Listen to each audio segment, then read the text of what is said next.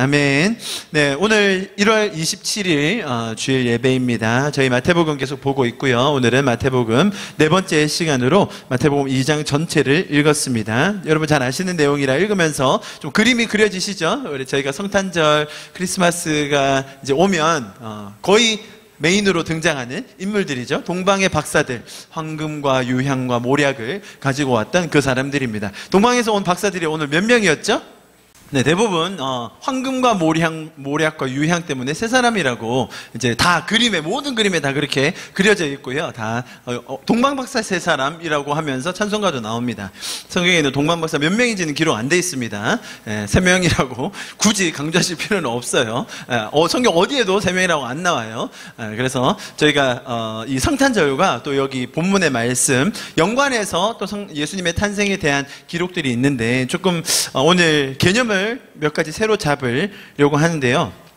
너무나 지금까지 너무나 저희가 오래 알아왔기 때문에 조금 그런 개념을 바꾸는데 약간의 윤활유가 필요할 것 같습니다. 그래서 제가 이걸 준비했는데요. 지난 주간에 1월 21일 날 이제 이런 기사가 하나 떴습니다. 국민일보입니다. 이제 교계를 대표하는 일간지죠. 매일 나오는 뉴스입니다. 거기 이제 이런 기독교 섹션으로 따로 이제 나오는데요. 거기 이제 메인 기사 중에 하나로 뭐 이런 기사가 나왔어요. 뭐 중요하진 않습니다. 이제 SNS부터 직장 방문까지 이제 신방이 예전에는 신방이라고 하면 가정을 방문해가지고 집을 방문해서 밥 먹고 이런 거였잖아요. 근데 요즘에 뭐 젊은이들이 집 찾아간다고 하면 부담스럽죠. 그래서 이렇게 SNS로 신방도 하고 또 직장도 방문하고 그런다 뭐 이런 취지의 기사였습니다. 그런데 제 눈을 사로잡은 게 하나 있었는데요. 이제 그러면서 이제 카톡을 하나 이렇게 캡처해서 뭐 이렇게 새롭게 구성해서 했다. 조금 크게 한번 볼까요? 이렇게 목사님과 이제 거기 있는 성도가 대화를 나눴다고 합니다. 아주 가감 없이 이렇게 띄우려고 이제 오타까지도 다 정확하게 기록해 놓은 이런 센스를 제가 봤는데요.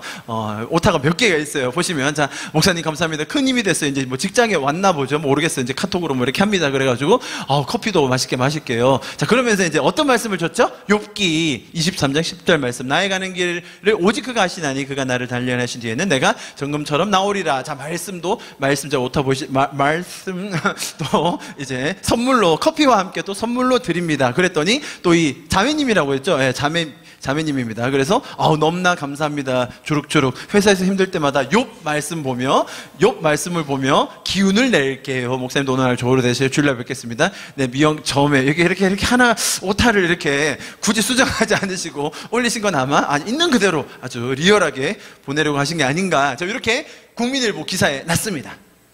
자, 이렇게 나와 있는데 여러분 이 말씀을 보면 이 목사님이 신방을 하신 후에 이 욥기의 말씀을 또 선물로 이 자매에게 뭔가 필요한 것 같아서 이제 전달해 주셨습니다. 여러분 보실 때 자, 이 목사님께서 이 말씀을 보낼 때 어떤 의도로 보내셨습니까? 여러분 생각에 어떤 의도로 가지고 이 말씀 구절을 보냈을까요? 저랑 지금 이제 말씀 계속 나누신 분들은 아마 이 구절을 제가 한 두세 번을 설명드렸다고 생각합니다. 그러나 좀 때마다 한 번씩 리마인드 할 필요가 있어요. 워낙 우리 이 신앙생활에 깊게 박혀있는 해석이라 좀 다시 한번 계속 리마인드 할 필요가 있습니다. 아마도 이 목사님은 이 말씀 구절을 그 성도에게 보내셨을 때 이런 의도로 하지 않았을까요? 어려움이 있지만 본인의 삶에 좀 어려움과 힘든 시간이 있지만 결국 하나님께서 정금처럼 나오게 해주실 거다. 그 자리에서 믿음을 지키며 굳게 서 있어라. 뭐 이렇게 해석하시겠죠. 혹은 사실 조금 더 엄밀히 들어가면 뭐라고 합니까? 그가 나의 가는 길을 그가 아시나니 그가 누구예요? 하나님이 누구를? 나를 단련하신 후에는 내가 어떻게 된다고요? 정금처럼 된다. 자, 어떤 의미가 또 숨어 있을 수 있냐면 하나님께서 지금 이 순간도 자매님을 혹은 형제님을 정금처럼 나오게 하기 위해서 단련하고 계신다. 즉 훈련하고 계신다. 담금질하고 계신다. 불순물을 빼내기 위해서 황금으로 정금으로 만들기 위해 지금 우리 안에 있는 잘못된 것들, 죄악들을 빼내고 계신다. 그러니 이런 어려운 순간들을 포기하지 말고 하나님 원망하지 말고 결국은 정금으로 나올 거니까 인내해라, 참아라, 믿음으로 견뎌라. 아마 이런 뉘앙스로, 이런 의미로 말씀하시지 않으셨을까요? 요 문맥만 봤을 때는 제가 사실 두 가지 추측을 했지만 아마 맞을 겁니다. 목사님께서 성도들에게 이런 메시지, 이런 말씀을 보내셨을 때는 그런 의도로 말씀하셨을 가능성이 매우 크다고 보여집니다. 자, 그래서 말씀만 한번 따로 볼게요. 욥기 23장 10절. 뭐 너무 잘 아는 말씀이죠. 왜냐하면 특히 우리나라에서 유명합니다. 왜 그렇죠? 찬양이 있기 때문이죠. 그 찬양 제가 찾아보니까 당연히 한국 작사가였습니다. 네. 미국 사람은 이 곡 가지고 곡을 쓰지 않습니다, 여러분.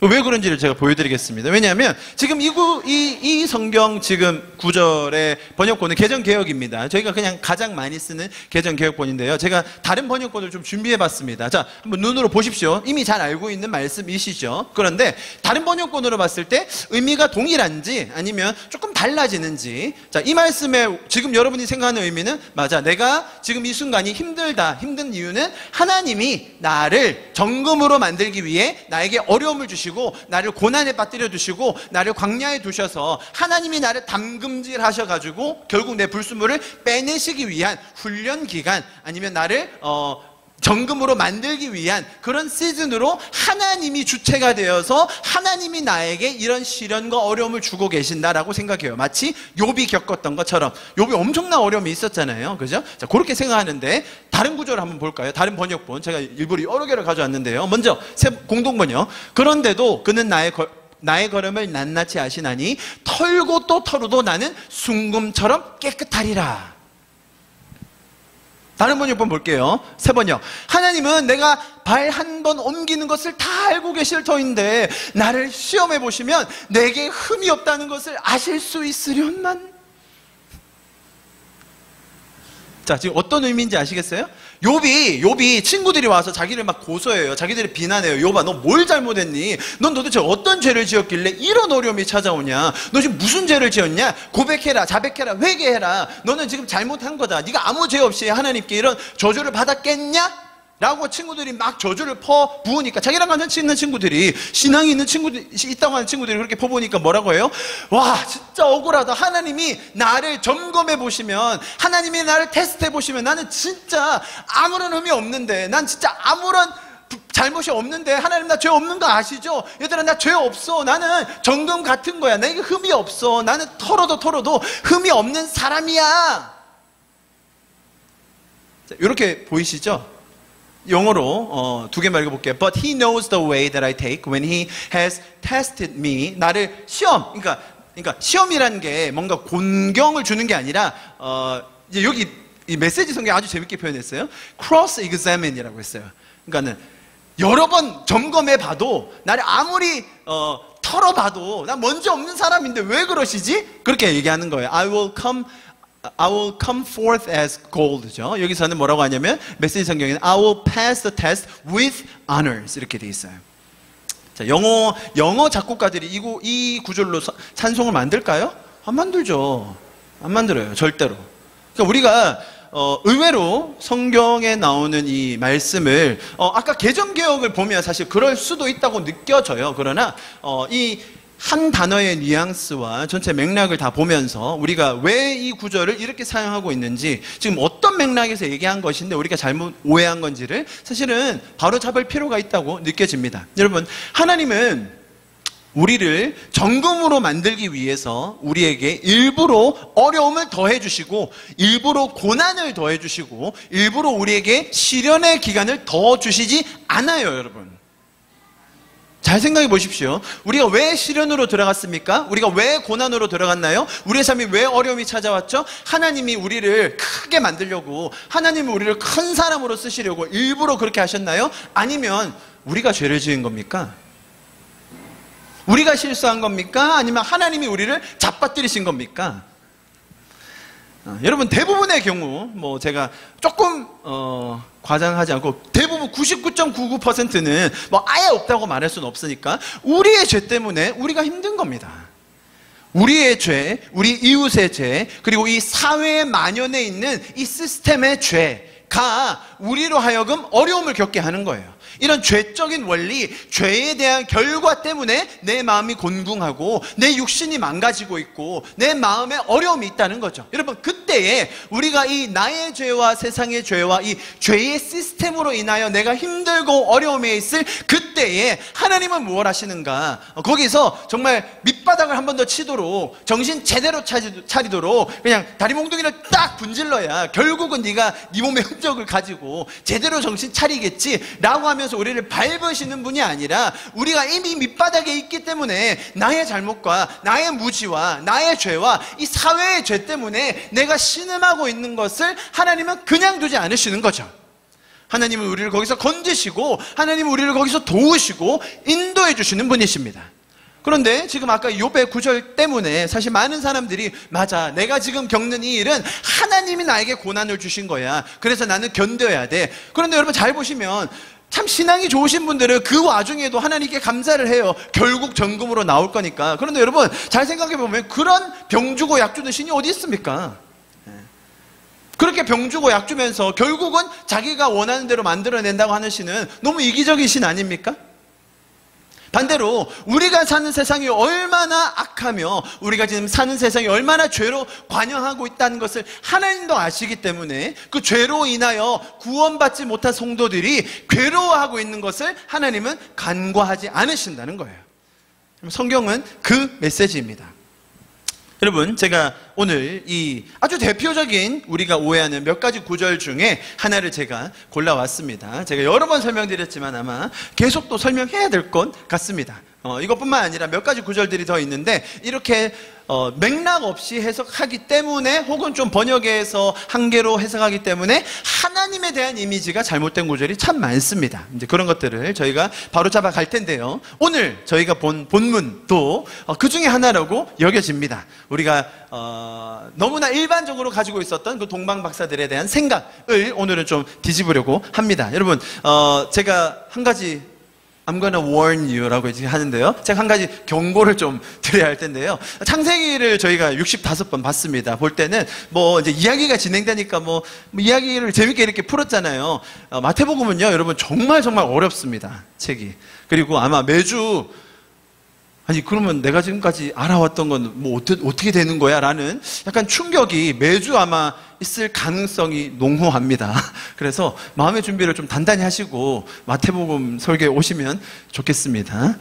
오늘도 아마 그럴 가능성이 높은데요. 자, 여러분, 지난주에 저희가 요셉과 마리아에 대해서 보았습니다. 요셉은 의로운 사람이라 가만히 끊고자 했다고 했습니다. 요셉은 의로워서 자기의 약혼녀가 자신과 상관없이 임신한 것을 봤을 때 조용히 파혼하려고 했습니다. 그 의로운 사람이라고 칭함을 받던 요셉의 한계라고 제가 말씀드렸습니다. 그는 의롭긴 했습니다. 다른 사람에게 알리지 않고 자기 혼자 처리하려고 했죠. 그러나 그렇게 처리한다고 해서 조용히 처리하면 알려지지 않는 건가요? 조용히 처리하면 조용히 알려지는 거죠. 요란하게 처리하면 요란하게 알려지듯이 말입니다. 그래서 그렇게 당황하고 어려워하고 심란해하고 있는 요셉을 하나님은 그냥 두지 않으셨어요. 그 요셉을 찾아가셔서 인격적으로 말씀해 주세요. 요셉을 설득하세요. 요셉에게 말을 건네세요. 왜요? 요셉이 억지로 강제로 윽박지름을 당하면서 하나님의 일을 동참하는 것이 아니라 요셉에게 이 일이 얼마나 가치가 있는지, 요셉이 이 일에 동참함으로써 얼마나 큰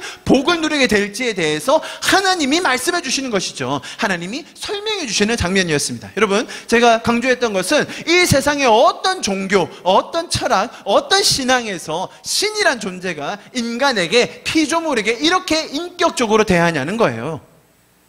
한번 찾아보십시오. 절대자가 피조물을 인격적으로 대한다? 그런 경우는 없습니다, 여러분.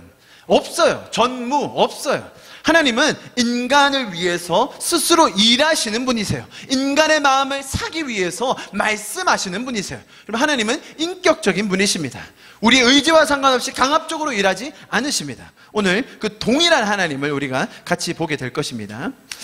말씀드렸듯이 오늘의 본문은 예수님의 탄생과 그리고 동방박사 헤롯 왕에 대한 이야기입니다. 여러분, 기존에 가지고 있던 해석들을 많이 가지고 계실 겁니다. 그리고 좀 의문도 있을 수도 있습니다. 이 구절에 대해서 공격하는 사람이 되게 많아요. 어떤 공격이냐면 이 흐름을 쭉 볼 때, 아니 그러면 당시에 베들레헴에 살던 2살 이하 남자들이 다 죽었거든요. 헤롯 왕에 의해서. 그러면 결국 그 아이들을 다 죽게 만든 원인을 제공한 장본인이 하나님 아니냐, 이런 질문 많이 받았습니다, 여러분. 특히 안 믿는 무신론자들이나 이제 기독교에 대해서 공격하는 사람들은 하나님이 이런 식으로 일하면 되냐? 아니, 그럼 자기 사람은 살리고 동방박사는 구해주면서 나머지 아이들은 다 죽게 하는 게 그게 선한 신이냐? 라고 묻는 경우가 참 많습니다. 여러분, 그런 질문 안 받아보셨습니까? 여러분, 이것이 이 본문의 흐름과 이 본문이 말하려고 하는 강조점을 놓치게 될 때 나올 수 있는 질문입니다.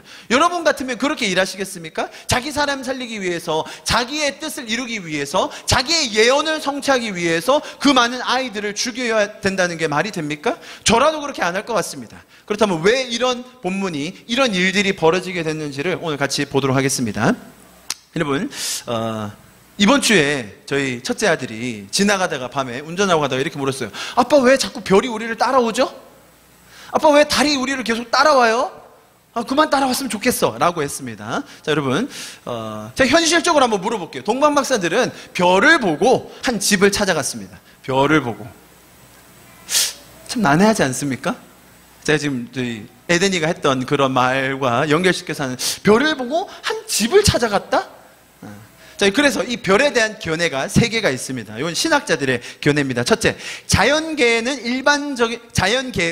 일반적인 현상과는 무관한 이적적 현상. 뭐예요? 기적으로 하나님이 별을 하나 이렇게 딱 해가지고 쭉 따라가게, 따라와, 여기야, 뭐 이런 식으로. 보통은 우리가 그렇게 많이 생각하죠. 이제 그 베들레헴 한 집에 별빛이 밑으로 쫙 비치는 그런 장면 많이 보셨죠? 그림에서. 이제 이렇게 대부분 생각합니다. 2번, 실제 하지 않은 심리적인 현상이었다. 별은 없었는데 이렇게 동방박사들이 별인가? 뭐 이렇게 봤다는 거예요. 2번. 세 번째, 해성 또는 폭발로 인해 엄청난 양의 빛을 몇 주 정도 발산하는 초신성 들어보셨죠? 폭발해가지고 별은 아닌, 실제 별은 아닌데 이제 별이 딱 이제 그 빛이 나니까 우리는 뭐 엄청 멀잖아요. 근데 그 빛이 몇 주간 아니면 뭐 어떤 일정 기간 더 유지되는 그거 이제 특별한 현상이었다는 거죠.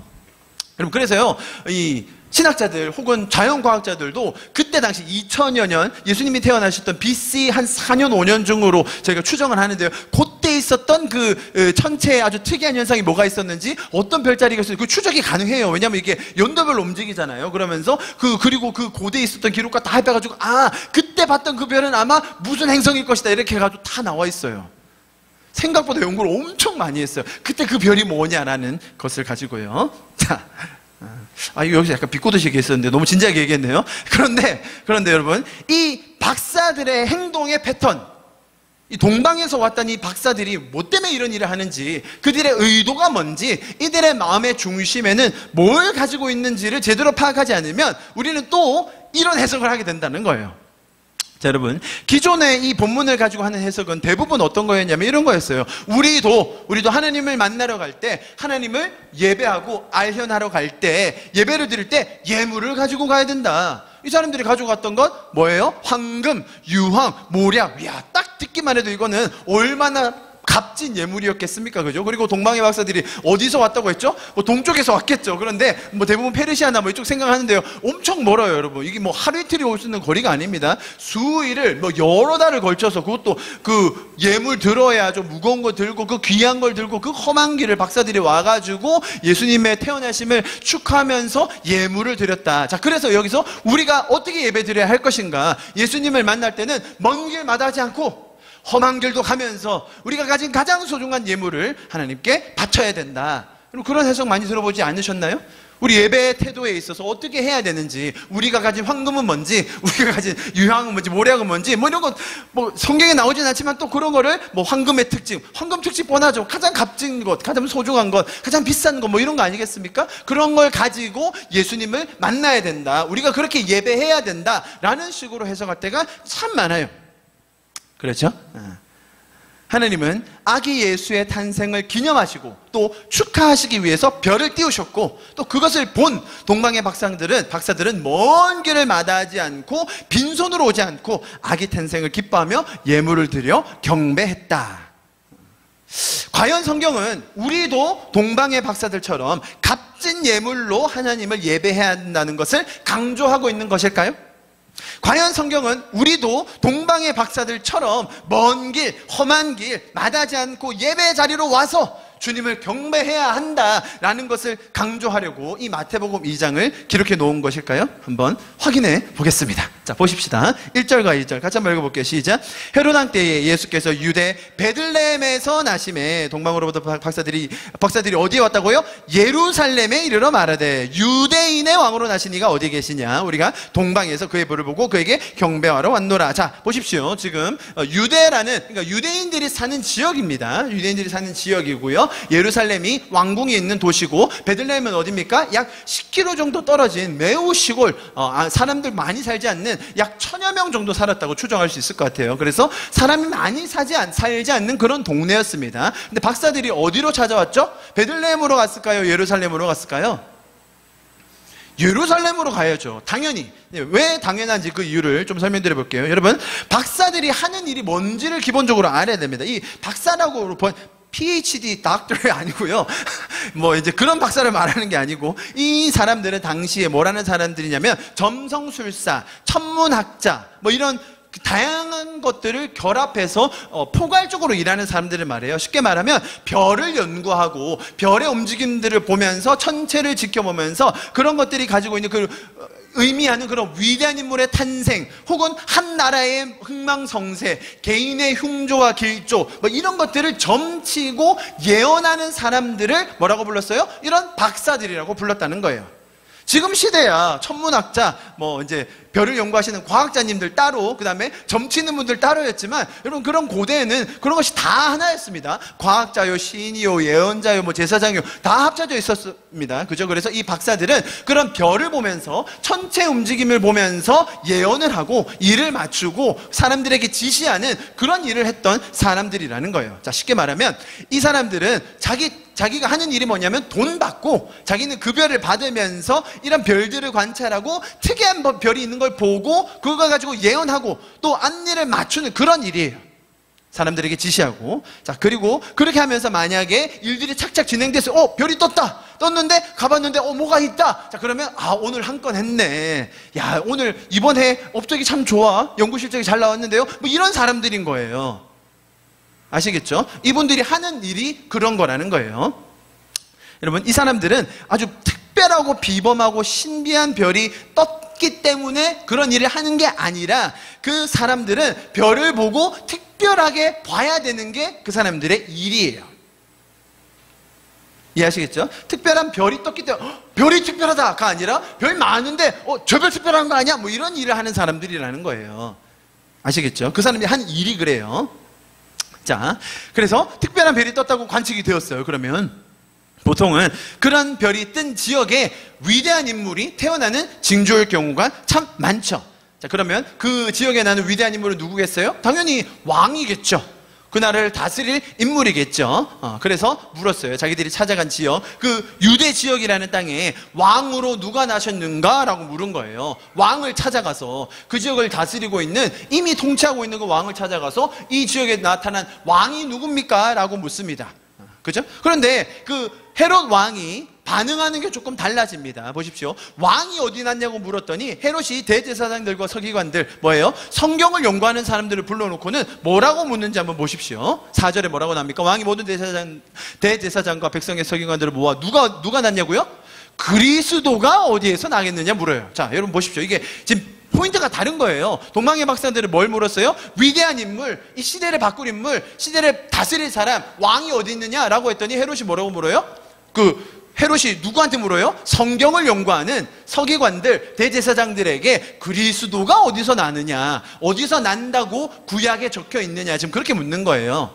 이해하시겠습니까? 이 헤롯 왕은 여러분 아셔야 될 게 유대인이 아니었어요. 반은 유대인, 반은 이방인이었어요. 그래서 유대인을 그 마을을 다스리는 왕이었는데, 로마 시대 때 파견받아서 다스리는 지역의 왕이었어요. 그 왕이었는데 이 유대인들의 전적인 신임을 받지 못했어요. 왜? 유대인들은 혈통이 중요한데 이게 반반 섞이다 보니까 그런 어려움이 있었어요. 그런데 또 이 유대인들이 가지고 있는 그리스도 메시아 대망 사상, 언젠가 이 그리스도라는 사람이 와서 자신들이 로마의 식민에 처해 있는데 우리를 정치적으로 구해줄 거다라는 사상을 가지고 있다는 걸 알았어요. 자, 그게 생각났겠죠? 그래서 제사장들에게 물어요. 그리스도가 어디서 난다고 예언되어 있느냐라고 물은 거예요.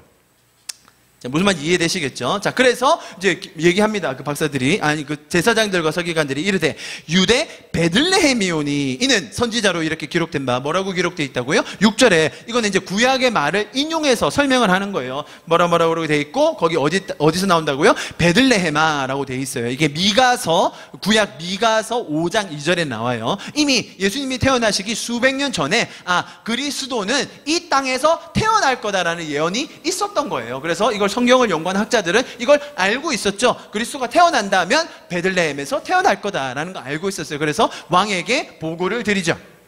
말씀드렸듯이 예루살렘에서 베들레헴은 10km밖에 안 떨어져 있고요. 아주 작은 마을이었어요. 자, 인구 1000명이면 2살 이하 남자아이는 몇 명 정도 될까요?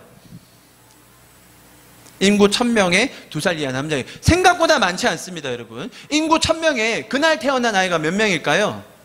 생각보다 많지 않아요. 이해하시겠죠?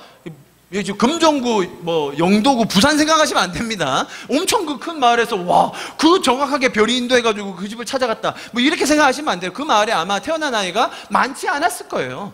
2살 이하 남자아이 생각보다 많지 않아요. 신학자들은 많아야 몇십 명, 2살 이하 남자아이들 다 합쳐봤자 그 정도로 생각합니다.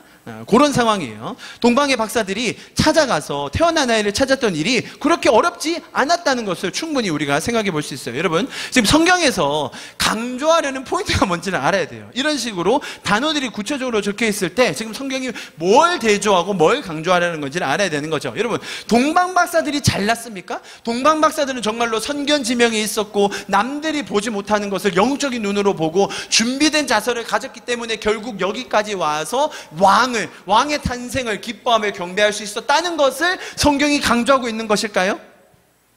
저는 그게 아니라는 것을 지금 말씀드리는 거예요. 만약에 여러분 박사들이 이런 방식으로 예수님을 찾아냈고 경배했다는 것을 성경이 강조하고 있다면 여러분 지금 우리도 천체를 연구해야 되지 않을까요?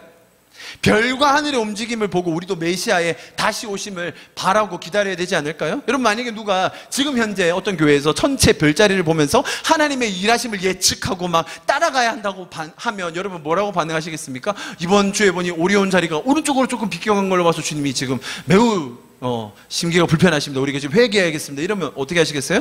바로 이단 찍히는 거죠, 여러분. 그런데 여러분 이렇게 말하면 다 웃으세요. 그런 이상한 걸 해. 웃는데 지금 이 동방 박사들에서는 왜 다른 기준으로 보냐는 거예요. 여러분, 성경은 우리에게 그런 이중적인 잣대로 이야기하지 않았어요. 그런데도 우리가 모르는 은연 중에 다른 기준으로 상황을 해석하고 있다는 겁니다. 여러분, 이 동방 박사들이 강조되는 이유가 있어요. 그게 뭐냐면 많은 사람들이 이 복음의 메시지, 기독교의 메시지가 정말 신비하고 성스럽고 거룩해서 아무에게나 알려지지 않는 것으로 생각하는 경향이 커요. 그래서 이렇게 연구하고 찾아가고 막 험한 길을 오는 이런 동방 박사들에게 비밀이 알려진다라고 하면서 동방 박사들이 세워지는 경우가 너무 많습니다.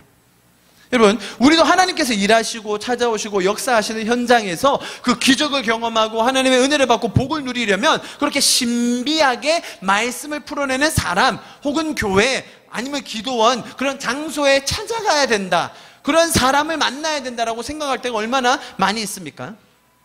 여러분, 비록 별을 보고 연구하고 막 천체의 비밀을 알아맞히라고 무식하게 이야기하지는 않겠지만 지금은 그렇게 얘기하지는 않겠지만 똑같은 적용으로 영적인 비밀, 영적인 신비함, 우리는 모르는 어떤 영적인 세계, 그런 차원 등을 강조하면서 더 많은 노력, 더 힘든 시도, 더 오랜 시간에 걸친 고행이나 공덕을 한 사람에게 주어지는 특별한 메시지가 있다는 것을 저희가 은연중에 믿고 있다는 거예요.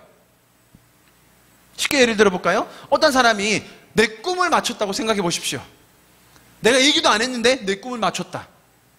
그럼 어떻게 그 사람을 바라보시겠습니까? 아니면 하루에 적어도 8시간에서 10시간 기도하는 사람이 있다. 그런 분들 한국에 많이 계셨습니다. 자, 그런 분들을 직접 만났다. 여러분의 자세가 어떻게 될까요? 뭐 일반적으로 안녕하세요 장로님 뭐 이렇게 하시겠어요? 8시간 기도하신 어떻게 하시겠어요? 거의 철야를 밥 먹듯이 하시는 분, 한 1000일 철야하신 분, 아니면 40일 금식 한 3번 하신 분, 며칠 금식까지 보셨어요 여러분? 70일 금식한 분 많으세요. 그래가지고 막 70일 금식 하셔서 쉰 목소리로 강단 앞에 서서 여러분 제가 이러면 여러분 어떤 자세로 그분을 바라보시겠어요? 자, 여러분 그런 분들을 폄하하자는 게 아니에요. 그런 분들을 바라보는 우리의 자세가 어떻냐는 거예요. 우리의 자세. 그런 분들은 정말로 하나님께서 인도하시고 그렇게 하실 수 있죠. 대단하십니다. 정말 자신에게 은혜는 지금 은혜가 넘칠 것입니다. 그런데 그 사람들을, 그런 분들을, 하나님께 사용받는 어떤 사람을 우리가 어떻게 보고 있냐는 거예요. 우리가. 여러분 이런 우리의 그릇된 성경적이지 않은 자세가 동방박사들에게도 고스란히 적용된 거예요. 동방박사들은 자기들이 돈을 받고 사실 실적 쌓는 일을 하고 있을 뿐인데, 우리는 그 사람들이 마침 어떤 대단한 비밀을 발견하고 엄청난 수고를 해서 대단한 헌신을 들여서 예배한 것인 것 마냥 쉽게 세운다는 거예요. 여러분 동방박사들에게는 그리스도, 세상의 구원자, 하나님의 아들, 예수님의 놀라운 가르침을 기대하는 것 따위는 없었습니다. 동방박사들은 하나님께서 아들을 보내셔가지고 이 땅에 죄를 사하시고 우리를 구원하시고 이제 그 하나님의 가르침을 주시며 우리를 구원해내실 거라는 기대가 1도 없었습니다. 성경이 그렇게 나와 있어요. 오늘 본문에 제가 보여드릴게요. 정확하게 기록되어 있어요. 여러분 동방의 박사들이 뭘 보고 기뻐했는지 한번 보십시오. 뭘 보고 기뻐했습니까? 동방의 박사들이. 이게 여러분 성경이 정말 위트에 있는 거예요. 성경이 핵심을 정확하게 얘기한 거예요. 네? 뭐라고 기록되어 있죠? 동방의 박사들이 와 그리스도께서 나셨다. 와 세상을 구원할 이가 오셨다. 하나님의 아들이 이 땅에 오셨다. 와 이제 우리는 구원함을 얻을 수 있겠다. 이제 드디어 죄에서 자유함이 있겠구나 라고 기뻐했습니까? 뭘 보고 기뻐했습니까? 동방의 박사들이 야 별 멋지네. 야 저 별 진짜 대박이다. 우리 오늘 1년 할 거 오늘 한 건 했다. 야 저 별은 진짜 독특하네. 어떻게 저런 별이 저기 있을 수 있지? 여러분 성경이 지금 뭘 얘기하려고 하는지 아시겠어요? 정말로 이 동방박사들은 참 별 볼 일 없는 사람들이고요, 참 별짓 다 하는 사람들이라는 걸 성경이 이렇게 아주 이렇게 해학적으로 위트 있게 유머러스하게 표현하고 있는 거 안 보이세요 여러분? 동방의 박사들이 잘나가지고 동방의 박사들이 정말 신비한 능력을 가지고 막 엄청난 헌신으로 예수님의 나타나심을 경배했다고요? 지금 그런 뜻이 아니라는 거예요. 동방의 박사들의 관심은 어디 있어요? 별 따러 가세. 별 보러 가세. 우리의 모든 뜻과 정성은 별 하나 보고 거기에 다행히 누가 하나 아이가 태어났어요. 여러분 왕이 태어났는데 그 마구간에서 태어나면 됩니까? 원래 그런 겁니다 여러분. 난세를 극복할 여공은 저런 동굴이나 이런 굴속이나 이런 데서 태어나는 거지 왕궁에서 태어나는 게 아니에요 여러분. 그 사람들은 그런 거 충분히 알고 있습니다. 아이가 있으면 그냥 이렇게 딱 맞으면 그걸로 된 거예요. 그냥 횡재한 거예요 이 사람들은. 이 사람들의 바람은, 이 사람들의 소원은 별 보고 그 별 있는 곳에 뭐라도 하나 있으면, 그 강아지 새끼라도 한 마리 있으면, 아니면 뭐 풀이라도 좀 이상한 거 있으면 그거 연결하는 게 이 사람들의 일이지, 무슨 그리스도가 나셔서 하나님이 우리를 구원하시고 이제 드디어 예수 그리스도께서 우리의 죄를 사하실 거다 이런 기대감 1도 없었다는 거예요. 이해하시겠죠? 네. 성경 너무 재밌지 않으세요 여러분? 너무 재밌는데 이런 걸 보고 야 이 사람들은 별을 보고 기뻐. 참 별짓을 다 하고 있네. 왜 이렇게 봐야 되는데 여러분, 성경은 우리에게 비밀스러운 신비한 것을 깨달으라고 이야기하지 않습니다. 성경은 우리에게 가장 자세히, 가장 명백하게 우리가 알아야 될 것, 우리가 발견해야 될 것, 우리가 누리며 살아야 될 것, 하나님의 원리들을 가르쳐주고 있습니다. 여러분 분명히 기독교에 신비한 영역이 있어요. 여러분 기독교에는 기적이라는 게 존재합니다. 여러분 기적 경험해 보셨습니까? 기적 경험 저 많이 해봤는데요. 네. 기적이 있습니다. 여러분 아프리카에서는요 기적 정말 많이 일어납니다. 기적이 없이는 복음을 못 전해요. 뭐 이런 시설이 어디 있습니까? 그냥 사람들 막 벌떼같이 모여드는데 자기 아프다고 죽겠다고 나오는데 병원 없는데 어떻게 해야 됩니까? 밥이 없어서 굶어 죽겠다는데 여러분 아프리카에서는 오병이어의 기적이 일어납니다. 지금도. 막 고아원이 뭐 그런 일화, 고아원에 있었는데 막 아이들이 수백 명이 몰려오는 거예요. 그런데 옥수수 한 그릇밖에 없는데 주님 어떻게 합니까? 애들 먹여야 되는데 울면서 퍼주는데 계속 나오는 거예요. 계속.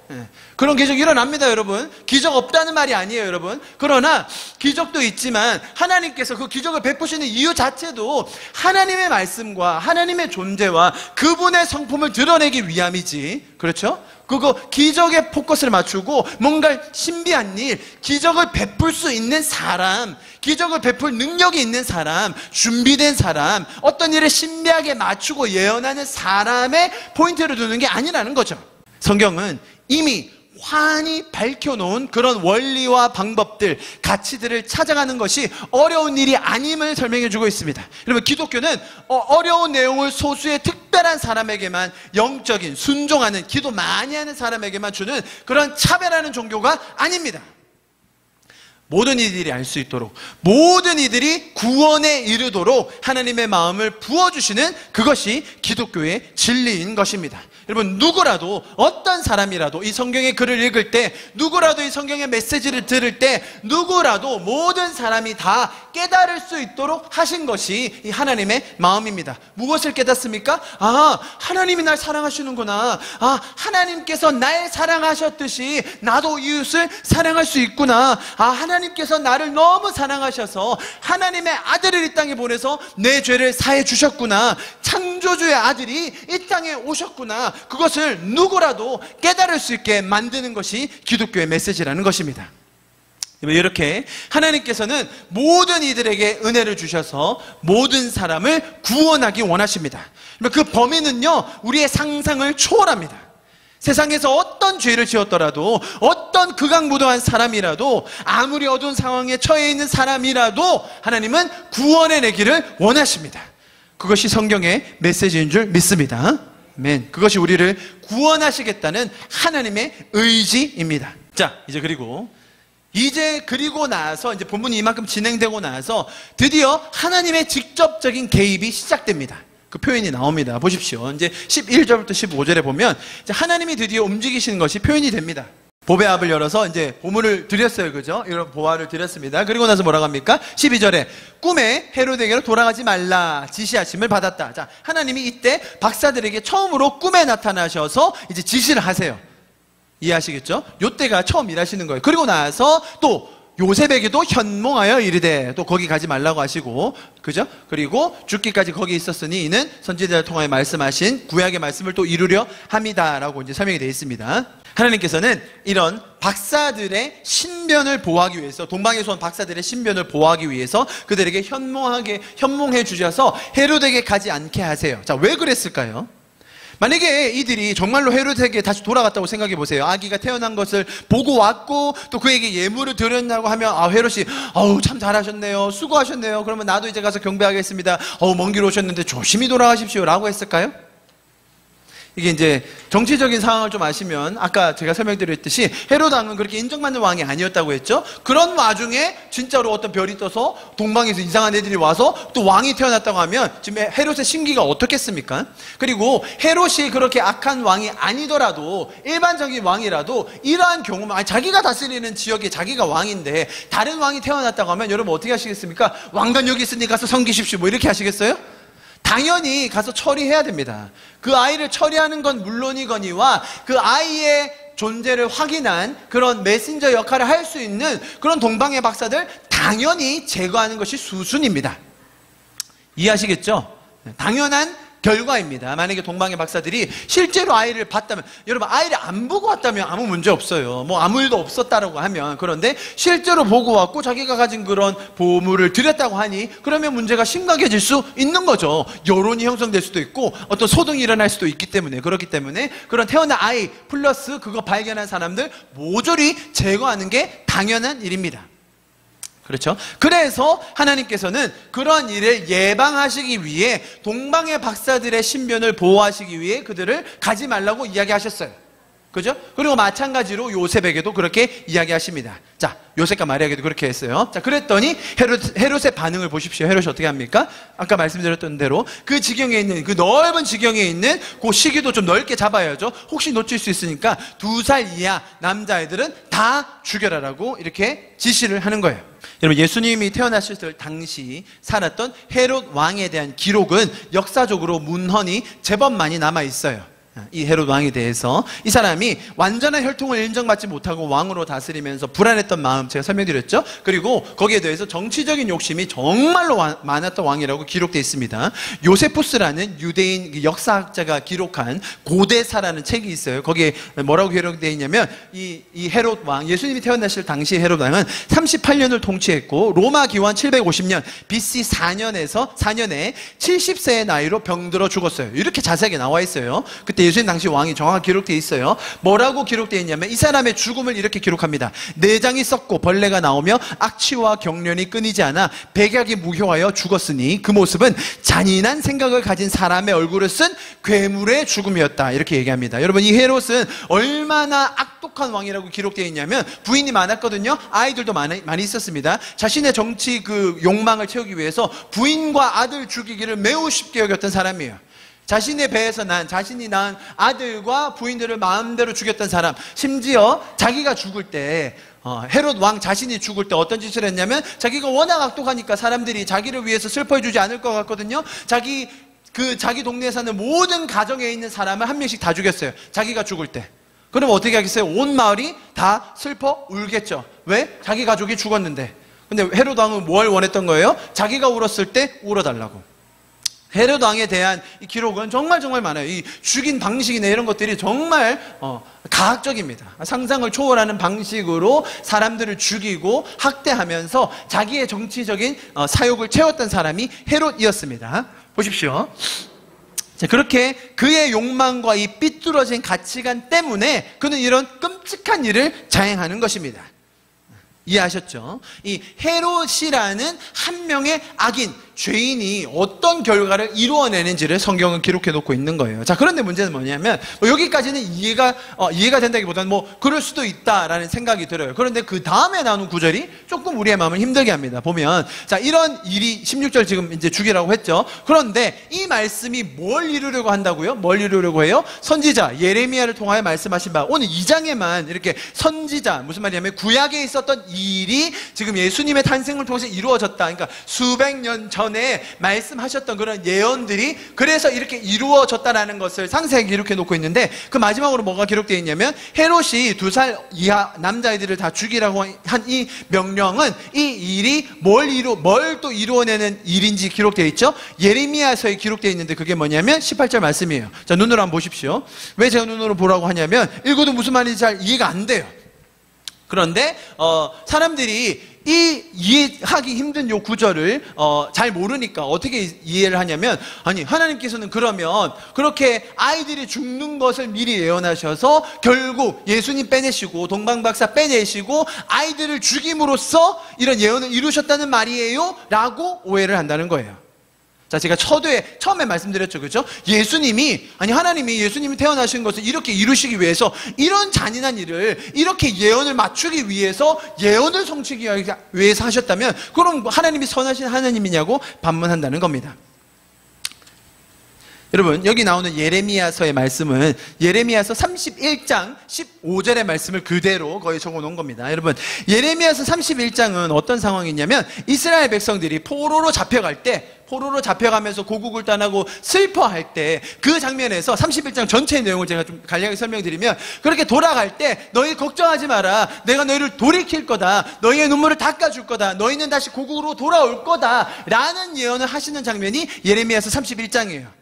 아마 들어보셨을 거예요. 그죠? 그래서 포로로 잡혀가지만 너희는 결국 돌아올 거야. 내가 너희를 회복시킬 거야. 잡혀가는 거 걱정하지 마. 너희가 지금 힘들고 슬프고 어려움 가운데 있는 것 같지? 걱정하지 마. 내가 너희를 회복시킬 거야. 라는 맥락이 바로 예레미야서 31장이에요. 자, 15절도 마찬가지로 하나님께서 뭘 설명하고 있냐면 하나님이 그분의 백성과 맺으신 미래에 대한 언약을 다시 설명하는 거예요. 그 약속은 하나님이 자신의 백성들의 죄를 용서하시고 평화와 번영으로 그들을 축복하시며 다시 그들을 원래 땅으로 회복시킬 거라는 그런 말씀이에요. 여러분, 지금 오늘 마태복음 2장에서 나오는 것은 무슨 말이냐면 헤롯과 같이 악인으로서 사람들을 죽이고 파멸로 몰아가고 어둠의 시대를 만들고 있는 그 사람들, 혹은 지금 우리의 죄된 시스템과 아까 말씀드렸듯이 우리의 죄와 이런 시스템적인 죄로 인하여 세상은 점점 파멸로 가고 있는데, 내가 거기서 너희를 그냥 두지 않고 내가 너희를 거기서 이끌어내어 회복시키겠다는 하나님의 그 예언의 말씀이 오늘 마태복음 2장에서 이루어졌다라는 그 말인 거예요. 제가 좀 한 문장이 너무 길었죠? 다시 쉽게 설명하면, 하나님께서 아이들을 죽임으로써 예언을 이루신 것이 아니라 이런 악한 일을 자행하는 헤롯이라는 사람 있음에도 불구하고 내가 이스라엘 백성들을 다시 돌이킨 것처럼 내가 내 아들을 보내서라도 이 어두운 상황을 회복시키겠노라, 내가 다시 내 백성을 구원해 내겠노라라는 그런 맥락에서 이 예언이 성취됐다는 그런 말씀인 것입니다. 좀 이해되십니까, 여러분? 네. 그래서 하나님께서는 자신이 계획하신 일을 이루기 위해서 생명을 죽이는 분이 아니라, 이 세상의 악한 사람들이, 세상의 죄가 많은 아이들을, 무고한 사람들을, 그리고 이 어둠을 더 만들어내고 있을 때에 하나님께서는 그것을 회복시키시며 하나님의 예언을 성취하신다는 그 말을 하고 있는 것입니다. 여러분, 오늘 성경의 본문의 의도는 너무나 분명합니다. 그게 뭐냐면 이 동방의 박사들과 당시의 유대 지도자들을 비교하는 거예요. 여러분, 별을 보고 연구하는 사람들이, 별을 보고 연구하고 뭔가 성과 내려가는 그 사람들이 예수님을 찾아왔습니다. 그런데 성경을 연구하고 성경을 안다고 얘기하고 하나님의 다시 오심을, 하나님께서 메시아로 오심을 연구한다는 그 제사장들은 모르고 있었다는 거예요. 도대체 성경의 사람이라고 말하는 너희 유대인들은 뭐하고 있느냐? 이방에서도 경배하러 오는데, 이방인은 자기 실적 쌓으려고 자기 성과 내려고 오고 있는데 너희는 지금 뭐하고 있냐? 라는 이야기인 거죠. 제가 잘 아는 목사님이 이렇게 표현하시더라고요. 장님 문고리 잡기라고. 장님이 문고리를 잡았습니다. 그럼 뭐라고 표현합니까?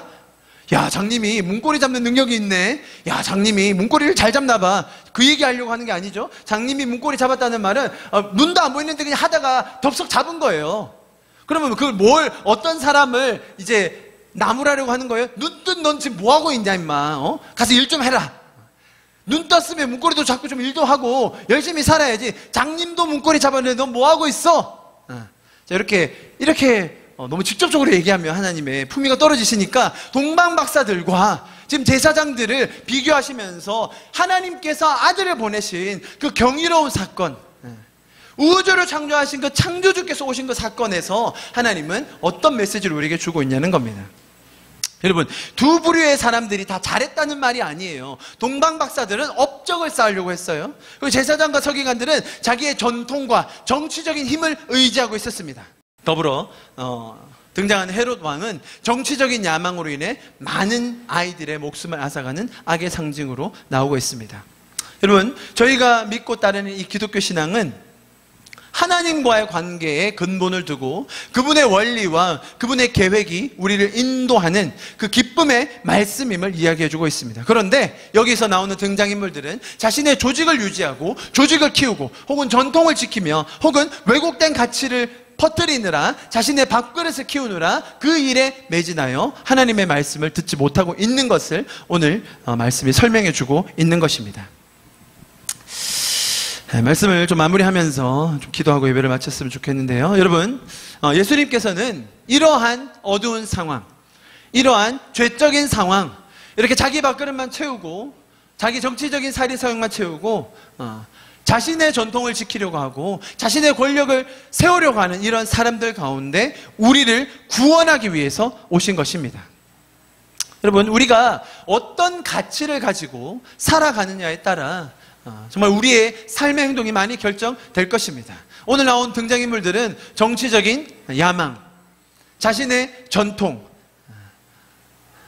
혹은 자기가 가지고 있는 그 밥그릇 때문에 모든 것을 추구하며 살았습니다.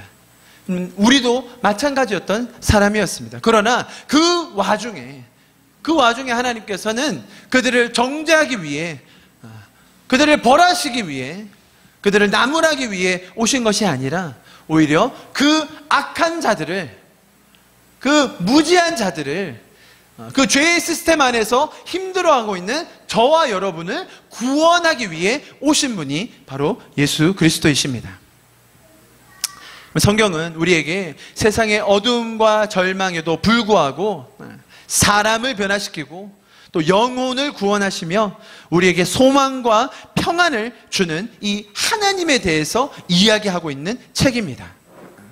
동방의 박사들이 잘했으니 너희도 그들처럼 예물을 들고 와서 하나님을 경배해라.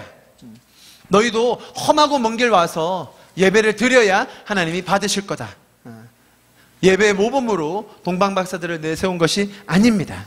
오히려 하나님의 원리와 계획을 알아갈 때 우리는 진정한 기쁨과 참된 인생의 의미 속에서 살아갈 수 있는 것을 성경은 반복적으로 이야기해주고 있습니다.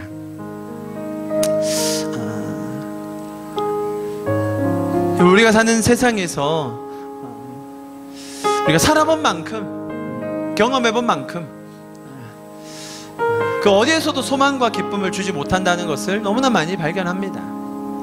비록 그것이 일시적인 즐거움과 기쁨을 줄 수는 있지만 우리의 삶에 참된 의미와 진정한 기쁨을 주지 못함을 저와 여러분이 이미 경험해서 잘 알고 있습니다. 거기에 더해서 이 세상에는 오늘 말씀에서 등장했듯이 자신의 욕심을 채우고 정치적인 야망을 이루고 자기 밥그릇 지키고 성과 이루기 위해서 물불 가리지 않고 생명을 경시 여기며 악한 일을 자행하는 수많은 악행들이 지금 이 땅에 너무나 많이 일어나고 있습니다. 사실 우리가 그런 사람입니다.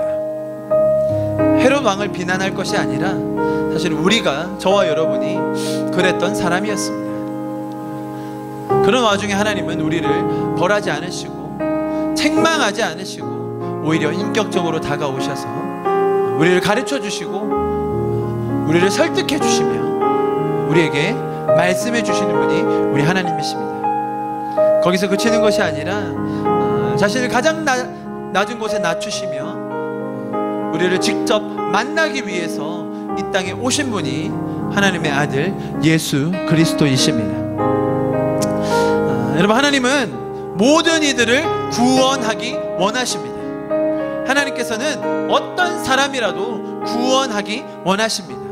그것은 단순히 그분의 업적을 이루는 것이 아니라 우리 인간이 하나님의 형상으로 지어진 우리 인간은 하나님과 동행할 때에 참된 기쁨이 있기 때문에 하나님과의 그 관계 속에서 오는 그 참된 의미가 있기 때문에 우리를 구원하시겠다고 의지를 들여서 선포하시는 것입니다. 우리가 하나님의 마음을 더 배우고 알아가며 또 나누는 성도들입니다. 하나님께서 우리를 이렇게 불러주심에 감사하고 감격하며 나눌 수 있는 저와 여러분인 것을 우리가 이 시간 다시 한번 발견하게 됩니다. 시간 말씀을 마무리하면서 같이 기도하고 예배를 마쳤으면 좋겠는데요. 주님, 우리가 세상에 발붙이며 사는 동안 우리의 마음 가운데 아마 정말 주님께서 주시는 그 참된 기쁨과 소망이 넘치기를 소망합니다.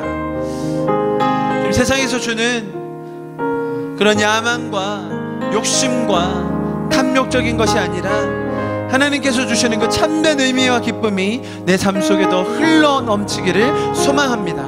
하늘로부터 내려오는 그 영광스러운 그 기쁨과 그 은혜가 나의 삶을 온전히 충만하게 채워 주시옵소서. 주님, 세상적인 욕심과 어떤 신비한 일을 추구하는 것이 아니라 하나님께서 가르쳐 주신 그 원리와 하나님의 성품과 하나님의 관계에서 오는 그 기쁨으로 인하여 내 삶이 충만하게 하여 주시옵소서. 우리가 이렇게 우리의 마음을 주님께 다시 한번 올려드리면서 기도하면서 예배를 마쳤으면 좋겠습니다. 기도하시겠습니다. 주님, 그렇습니다.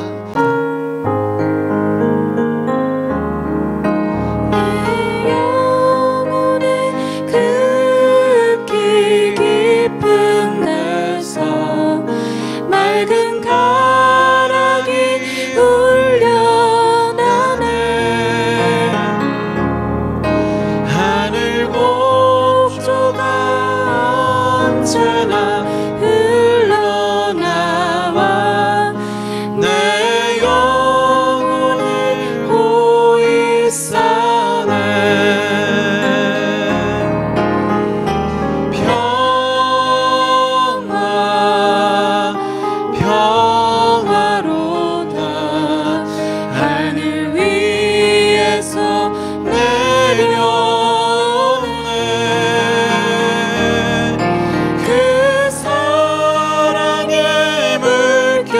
물결이 영원토록 내 영혼을 덮으소서. 내 영혼에 내 마음속에 솟아난 이 평화는 깊이 묻힌 보배로다. 나의 보화를 캐내어 가져갈 자 그 아무도 없으리라. 평화 평화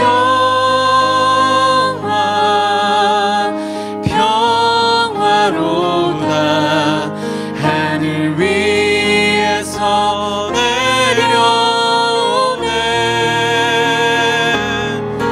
그 사랑의 물결이 영원토록 내 영혼을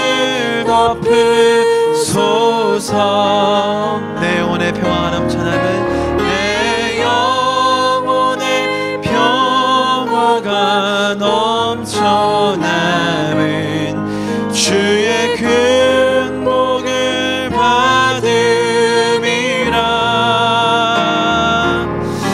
내가 주야로 주님과 함께 있어 내 영혼이 편히 쉬네. 이 땅 위에 험한 길, 이 땅 위에 험한 길 가는 동안 참된 평화가 어디 있나. 우리 모두 다 예수를 친구 삼아 참 평화를 누리겠네. 평화 평화로다. 하늘 위에서 내려오네. 그 사랑의 물결이 영원토록 내 영혼을 덮으소서. 그 사랑의 물결이 영원토록 내 영혼을 덮으소서. 주님, 이번 한 주도 우리의 마음 가운데, 우리의 영혼 가운데 주님께서 주시는 하늘의 가락으로 울려 퍼지기를 간절히 소망합니다. 하늘에서 내려오는 그 평안과 기쁨으로 우리의 삶이 충만할 수 있기를 간절히 소망합니다. 주님, 우리가 이 땅에 사는 동안 우리에게 참된 기쁨과 만족과 의미를 주지 못하는 그 매 순간순간마다 주님, 우리가 하나님의 그 말씀과 하나님의 그 마음을 품고 더 굳건히 서는 이번 한 주가 되게 하여 주시옵소서. 주님께서 주실 그 은혜와 주님께서 주시는 그 참된 기쁨으로 인하여 다시 한번 감사를 드립니다. 주님과 동행하며 그 기쁨을 누리고 나누는 이번 한 주 되게 하여 주시옵소서. 우리의 가정과 우리의 회사와 직장 가운데 주님 그 평안이 흘러 넘치게 하여 주시옵소서. 감사드리며 예수 그리스도의 이름으로 함께 기도하였습니다. 아멘. 아멘.